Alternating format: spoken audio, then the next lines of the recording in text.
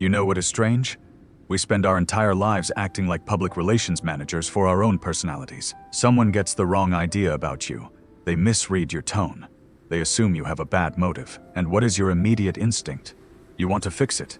You want to send the long text message. You want to pull them aside and explain exactly what you meant. You want to clear your name. We are obsessed with being understood. But there is a rare group of people who just do not care. When you misunderstand them, they do not correct you. They do not argue. They just look at you, let you sit with your entirely wrong opinion, and they walk away. You probably look at these people and think they are arrogant. You think they are detached, cold, or maybe just antisocial. But here is what nobody tells you. Their psychology is wired in a completely different way, and they have unlocked a level of freedom that most people will never experience. Let's look at why it hurts so much when someone gets you wrong. It comes down to basic human survival. For thousands of years, you lived in a tribe. If your tribe misunderstood your intentions, if they thought you were lazy, or selfish, or a threat, they kicked you out. And back then, being cast out of the tribe meant you died. So, your brain developed a massive threat response to being judged poorly. When someone misunderstands you today, your brain does not know you are sitting in a safe, modern room. It literally fires off panic signals. It pumps stress hormones into your blood.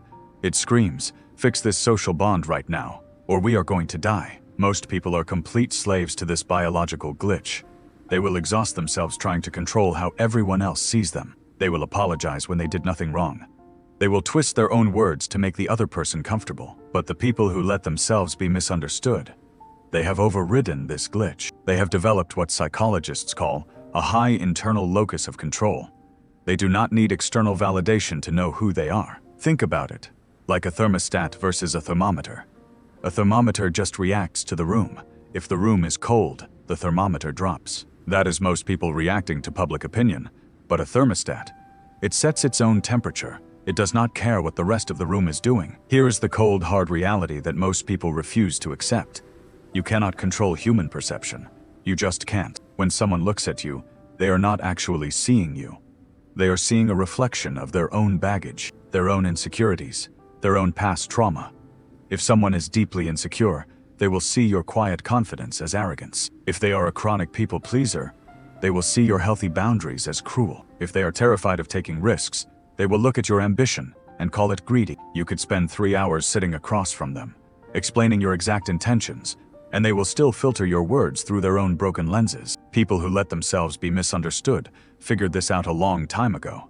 They did the math. They realized that trying to change someone's mind is a terrible return on investment. It takes massive amounts of emotional energy to convince someone of your worth, and usually, it does not even work, because a lot of times, people will commit to misunderstanding you if it protects their own ego. It is easier for them to make you the villain than to look at their own flaws. Every time you explain yourself, you are paying a tax. A tax on your time, your peace, and your dignity. When you over-explain, you are giving the other person all the power. You are handing them the gavel and asking them to be the judge of your character. You are saying, "Please, tell me I am a good person." Why would you do that? Why would you give that much power to someone who does not even take the time to see you clearly? The people who stay silent know something you don't. They know that silence is the ultimate weapon. When you stop trying to convince people of your worth, the trash takes itself out. The people who need you to constantly prove yourself will leave. The people who thrive on drama will get bored and walk away. Good, let them go. What is left are the rare few who actually get you. The people who understand you without needing a massive PowerPoint presentation on your feelings. People might call this a defense mechanism. They might say you are building walls and isolating yourself. But it is not a wall. It is a filter. You are not shutting the world out. You are just refusing to let everyone have a front row seat to your mental energy. This is not a flaw. It is a superpower. It is the ultimate psychological armor. Because when you no longer need to be understood, you can no longer be manipulated. You cannot be controlled by guilt trips. You cannot be blackmailed by someone's bad opinion of you. If someone says, "I think you are being selfish," you can just say, "Okay," and watch their entire strategy fall apart. There is nothing more frustrating to a manipulator than a person who refuses to defend themselves. When you stop fighting for their approval, they have no strings left to pull. You are free. You keep your energy for your own goals, your own peace, your own life.